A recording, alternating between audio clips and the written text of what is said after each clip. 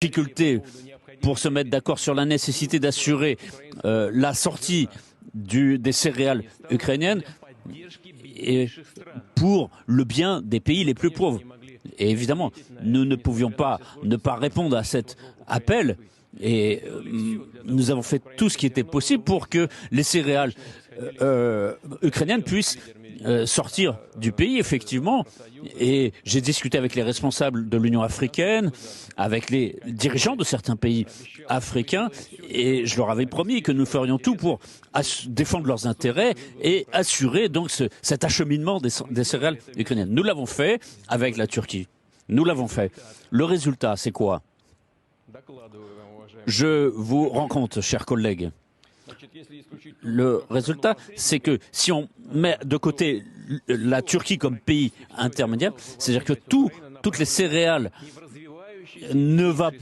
toutes les céréales d'Ukraine ne vont pas dans les pays en développement, mais dans l'Union européenne.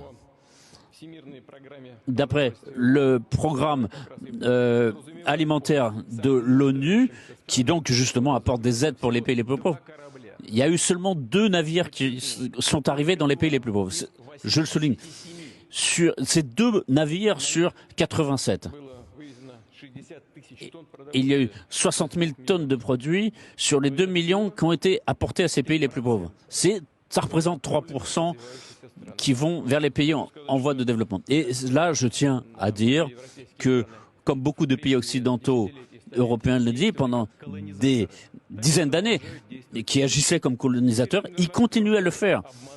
Mais ils nous ont trompés une nouvelle fois. Les pays développés trompent le reste du monde. Et dans cette démarche, c'est un problème alimentaire qui, malheureusement, va se développer et s'aggraver. Et pour nous, c'est un grand regret. Et on arrive à une catastrophe humanitaire.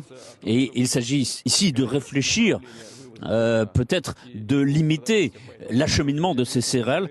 Et je vais en discuter avec le président turc, M. Erdogan, puisque c'est nous qui avions élaboré ce mécanisme d'évacuation des céréales ukrainiennes. Encore une fois, pour aider les pays les plus pauvres. Et qu'est-ce qui se passe dans la pratique? C'est le contraire.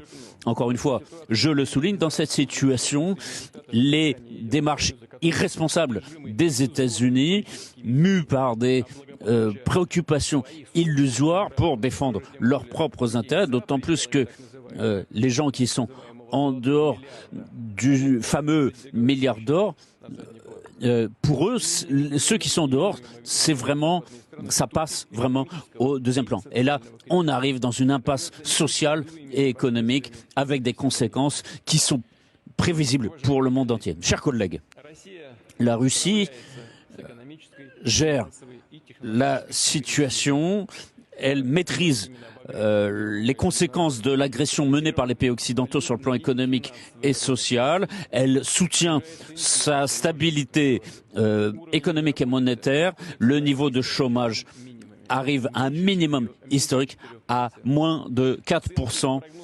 Les prévisions chez